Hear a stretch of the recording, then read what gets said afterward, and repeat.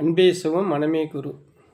குரு பிரம்மஸ்ரீ நித்யானந்த சாமிகள் ஆசியோடும் சித்தர்களுடைய அருளாசியோடும் மகான் தத்துவராயர் அருளாசியோடும் உடுமலை பிரம்மஞான குழு பாடசாலை சார்பொழி என்னுடைய சார்பொழி அனைவருக்கும் ஆத்ம வணக்கம்.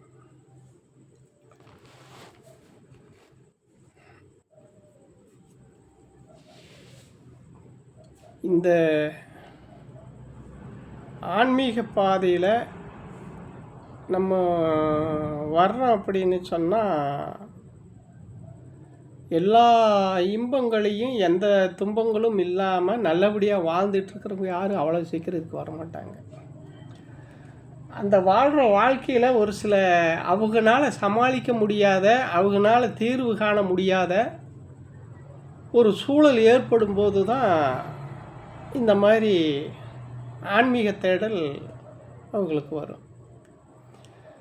இந்த ஆன்மீக தேடல் அப்படின்னு சொல்லி இந்த தேடல் இயற்கையாக ஒரு சிலருக்கு இயற்கையாகவே வந்துடுது பிறவிப்பால். அதாவது அவங்களுடைய கர்ம வினை காரணமாக போன பிறவியில் விட்டகுறை தொட்டகுறைன்னு சொல்லுவாங்க இல்லையா, அது மாதிரி இருக்கக்கூடிய இருந்து வரவங்களும் இருக்கிறாங்க. ஒரு எவ்வளவு இருந்தாலும் ஆசையின் காரணமாக இப்போ ஒரு பட்டினத்தாரெல்லாம் இருந்தாருன்னா அவங்களாம் எவ்வளோ பெரிய பணக்காரராக இருந்திருக்கிறாங்க, எப்படி இருந்தாங்கங்கிறது இப்போ நம்ம நல்லா இந்த இதில் நம்ம இந்த பாதையில் பயணம் பண்ணும்போது அவர் மாதிரி இருக்கிறவங்க வெகு வேகத்தினுடைய கதைகளை நமக்கெல்லாம் பாடமாக நமக்கு இருக்குது. அவங்களுடைய வாழ்க்கை வரலாறுலாம் நம்ம கேட்கும்போது பட்டினத்தராகட்டும், பத்திரகிரியார் ஆகட்டும், நல்ல படித்தவங்களாக இருக்கட்டும், நல்ல செல்வந்தர்களாக இருக்கிறவங்க எல்லாருமே அரசர்களாக இருந்தவங்க எல்லாமே இந்த விட்டுட்டு இந்த ஆன்மீக பாதைக்கு வந்திருக்கிறாங்க. அப்போ அவங்களாம் ஏன் வந்தாங்க அப்படின்னு சொன்னால் எல்லாமே கனவு மாதிரி இந்த மனிதனுக்கு இந்த வாழ்க்கை அப்படி தான் இருக்குது. என்ன அப்படின்னு சொன்னால் நான் யாருன்னு தெரிஞ்சுக்கிட்டிங்கன்னா ராமகிருஷ்ணர் ரமணர் சொன்ன மாதிரி நான் யாருன்னு நீ முதல்ல தெரிஞ்சுக்கிட்டீங்கன்னா நீ எதுக்கு பிறந்த என்னதுக்கு வளர்ந்தேங்கிறது உனக்கு தெரியும். இதெல்லாம் அதெல்லாமல் நம்ம இதெல்லாம் எதுக்காக வேண்டி இதெல்லாம் இந்த உலகத்தில் இவ்வளவு பிரச்சனைகள் வருது, இதெல்லாம் எப்படி என்னங்கிறது நீ உணருவேன். அதனால் நீ யாருன்னு உன்னை உணரு, அதுக்கு உனக்கு எல்லாமே முடிவு கிடைக்கும் அப்படின்னு அவர் சொல்கிறார். அப்போ அப்படி நம்ம உணரணும்னா அவ்வளோ சீக்கிரம் நம்ம இந்த இக வாழ்க்கையில் வாழ்ந்தவன் நம்ம அவ்வளோ சீக்கிரம் அதுக்குள்ளே போக முடியுமானா கண்டிப்பாக போக முடியாது. அவங்க இயற்கையாக பிறப்பே அவங்களுக்கெல்லாம் ஆன்மீக அந்த அருளோடு அவங்களாம் பெறப்படுத்தவங்க. அதனால் அவங்களுக்கு அது ஈஸி. நம்ம மாதிரி இக வாழ்க்கையில் இருந்து இடப்பட்டதில் ஏதோ ஒரு துன்பத்தினால ஏதோ ஒரு காரணத்தினால வர நமக்கெல்லாம் அவ்வளோ சீக்கிரம் அது நமக்கு சாத்தியமான முடியாது. அப்போ அதுக்கு ஒரு முயற்சி இருக்க வேண்டும். அந்த முயற்சி என்ன அப்படின்னு சொன்னால் நமக்குள்ளே நம்ம உள்முகமாக நம்ம போகிறதுக்கு உண்டான வழிவகைகளையும் அதுக்கு உண்டான ஏற்பாடுகளையும் பெரியவங்க நம்ம முன்னோர்கள்லாம் எல்லாமே ஆன்மீகவாதிகள் எல்லாமே ஆன்மீக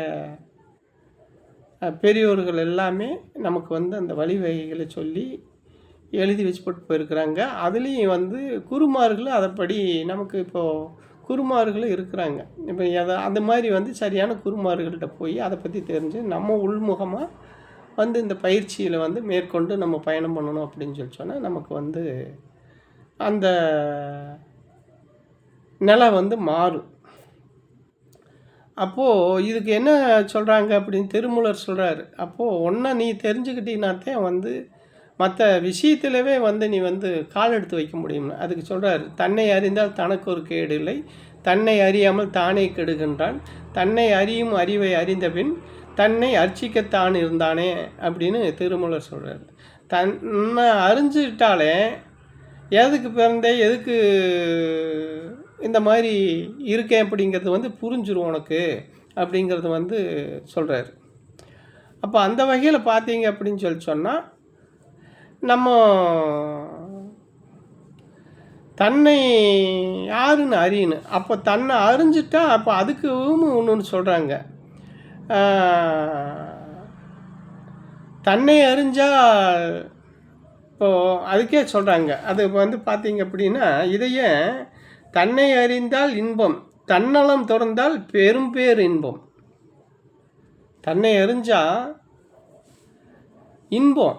தன்னை அறிஞ்சுக்கிட்டோம்னு வைங்க, நம்ம யாருன்னு தெரிஞ்சுக்கிட்டா இன்பம் பிறக்கும். இதிலேயே தன்னலம், அந்த தன்னை அறிஞ்சதோடு சேர்த்தி தன்னலத்தையும் திறந்தோம்னு வச்சுக்கோங்க, மிக பேரின்பங்கிறாரு.